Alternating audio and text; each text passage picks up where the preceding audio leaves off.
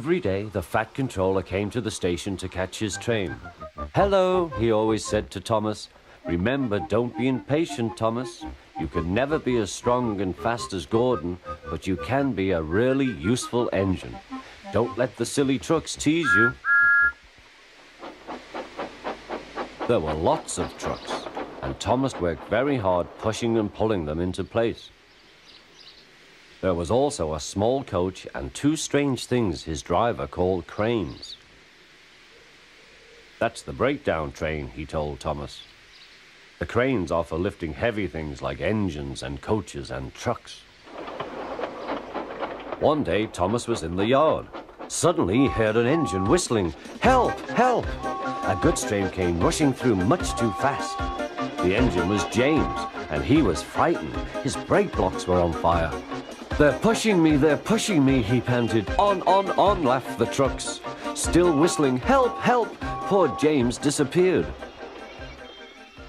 "I'd like to teach those trucks a lesson," said Thomas the Tank Engine. Soon came the alarm. "James is off the line! The breakdown train! Quickly!"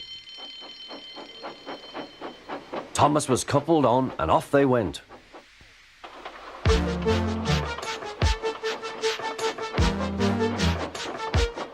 Thomas worked his hardest. "Hurry, hurry, hurry," he puffed.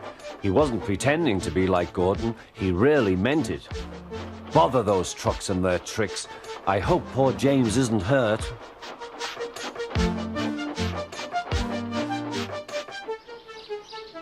James's driver and fireman were feeling him all over to see if he was hurt.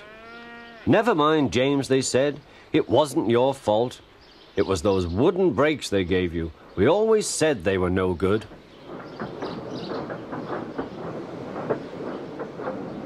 Thomas pushed the breakdown train alongside.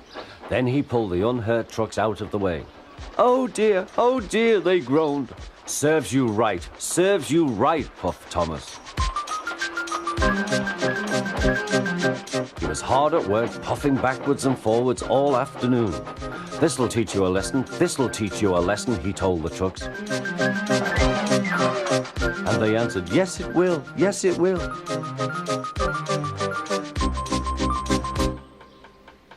They left the broken trucks, then with two cranes they put James back on the rails.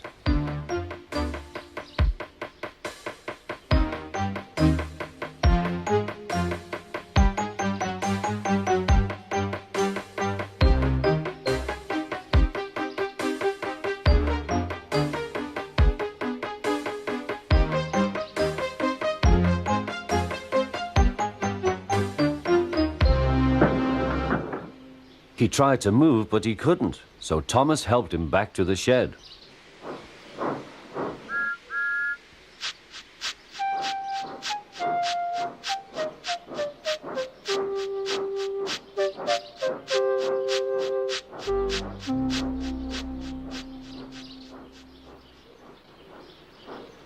The Fat Controller was waiting anxiously for them.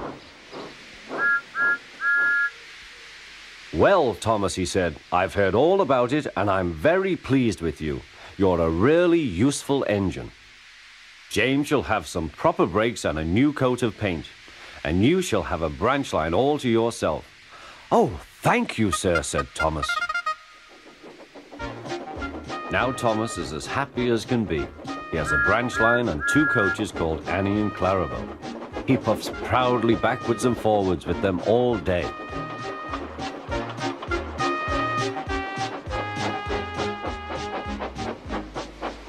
He is never lonely.